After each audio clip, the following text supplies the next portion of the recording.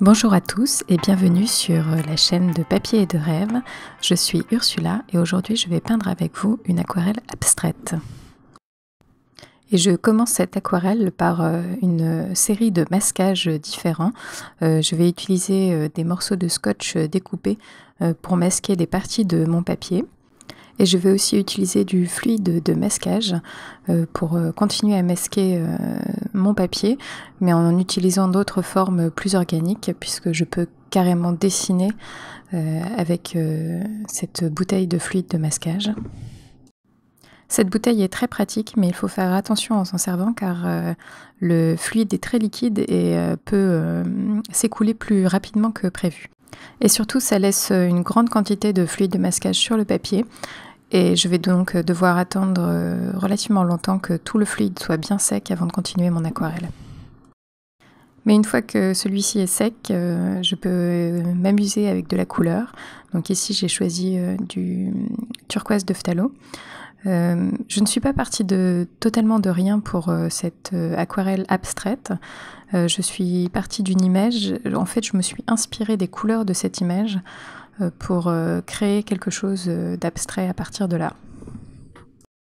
Je pense qu'il est toujours intéressant d'avoir une image de référence, même quand on essaye de faire vraiment de l'abstrait pur, car ça nous donne un support de réflexion et ça aide à rester concentré par exemple sur les couleurs utilisées et ne pas partir dans tous les sens et choisir trop de couleurs et en faire trop en fait.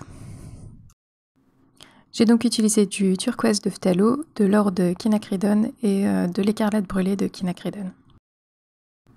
Je n'ai pas forcément de directive particulière lors d'une aquarelle abstraite. Je me contente de faire ce que je sens, de laisser mon pinceau faire son travail un peu tout seul et de suivre ensuite ce qui a été créé sur mon papier une première fois, de mettre en avant certaines zones, de densifier des couleurs. Il n'y a pas de réflexion profonde et je ne cherche pas à faire ressembler mon abstraction à quelque chose. C'est plutôt une histoire de sensation et de laisser aller et de surtout pas trop réfléchir à ce qu'on est en train de faire. Mais ça ne m'empêche pas non plus d'utiliser une partie des techniques que j'utilise dans mes autres aquarelles, c'est-à-dire de la peinture en négatif, des dégradés, des effets de matière qui vont être ici apportés par le masquage, mais aussi par certaines façons de tenir mon pinceau, des projections et ce genre de choses. J'ai donc commencé cette abstraction par toute une étape de masquage et pour cela j'ai utilisé du fluide de masquage qui n'est pas ma méthode de masquage préférée car souvent ça abîme le papier quand on souhaite le retirer et passer une couche de couleur par-dessus du papier abîmé ça va forcément faire des choses beaucoup moins nettes et le papier ne se comporte plus du tout de la même manière en fait. Et cette aquarelle a été pour moi l'occasion de retester cette technique de masquage pour voir si ça me plaisait ou ça ne me plaisait toujours pas. Et effectivement, ça ne me plaît toujours pas. Je pense que je préfère penser à réserver mes blancs avant ou alors rajouter des blancs avec de l'encre blanche à la fin. Je trouve ça plus simple et plus efficace en fait que ce fluide de masquage qui est toujours un petit peu stressant. Car il faut l'enlever relativement rapidement, il ne faut pas laisser plus de 12 heures, je dirais, un fluide de masquage sur du papier, sinon c'est vraiment beaucoup trop difficile à enlever. Mais oui, ce n'est pas une technique pour moi, je préfère le masquage carrément au scotch, qui est pour le coup efficace, ou penser à réserver des blancs. C'est encore la technique la plus efficace à mon avis. Et dans cette image, j'ai créé donc un contraste avec des formes très organiques d'un côté, par le pinceau et par le fluide de masquage, et des formes beaucoup plus géométriques grâce au scotch. Et les deux vont s'équilibrer entre elles. Par contre, je ne pense pas avoir équilibré ma composition correctement. J'avoue que je n'ai pas du tout pensé en termes de composition avant de créer cette image. Je me suis surtout concentrée sur les couleurs. J'ai choisi mes couleurs pour qu'elles soient en harmonie les unes avec les autres. J'aime beaucoup le contraste créé par l'or de Quinacridone et le turquoise de Phthalo. Et cette écarlate brûlée de Quinacridone rajoute une teinte chaude et douce à l'ensemble. Pour équilibrer les couleurs, je pense surtout à ne pas mettre une seule couleur au même endroit. J'essaye de faire en sorte de répéter les touches de couleur à l'intérieur de ma peinture pour qu'il y ait une sorte de résonance entre elles. J'essaye de faire la même chose aussi pour les formes, et s'il y a une forme qui est présente à un endroit de ma peinture, je vais essayer de la répéter à un autre endroit pour créer une unité dans l'image.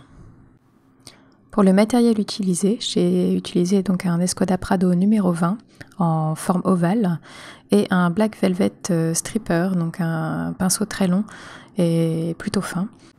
Pour les couleurs, j'ai utilisé de l'or de Quinacridone, du turquoise de Phthalo et de l'écarlate brûlée de Quinacridone. Et mon papier est du papier Arches en 300 grammes en grain torchon pour avoir le plus de texture par le papier possible. Il est maintenant temps d'enlever le masquage. Pour toutes les zones avec du scotch, c'est très facile, c'est un scotch qui s'enlève particulièrement bien. Et d'ailleurs, peut-être ne tient pas forcément très bien, et sur les zones très fines, il ne fait pas très bien son boulot de masquage. Et maintenant vient la période très ennuyeuse d'enlever tout ce fluide de masquage. La technique qui marche le mieux avec moi, c'est d'utiliser juste mes doigts. Je fais attention à ce que mes doigts soient propres pour ne pas abîmer la peinture. Mais il suffit de frotter son doigt sur les zones masquées et ça va finir par partir petit à petit. Mais c'est un processus long et ennuyeux. Pour une première réalisation totalement abstraite, je trouve que le résultat est plutôt pas mal. Mais je pense que j'essaierai de faire plus de mélange de couleurs la prochaine fois et surtout utiliser plus de couleurs foncées pour ajouter du contraste et mettre en avant le masquage par exemple ou d'autres parties de ma peinture. Et autant j'aime les formes géométriques qui se détachent en blanc, qui contrastent fortement avec les formes plus naturelles de mes coups de pinceau, et autant je n'aime pas du tout les formes organiques que j'ai créées avec le fluide de masquage. Donc ça c'est une chose que j'apprends sur moi au cours de cette peinture. Et cette vidéo est à présent terminée, merci de l'avoir regardée jusqu'au bout. N'hésitez pas à laisser vos commentaires et retrouver tout le matériel utilisé dans la barre de description en dessous. Et à bientôt!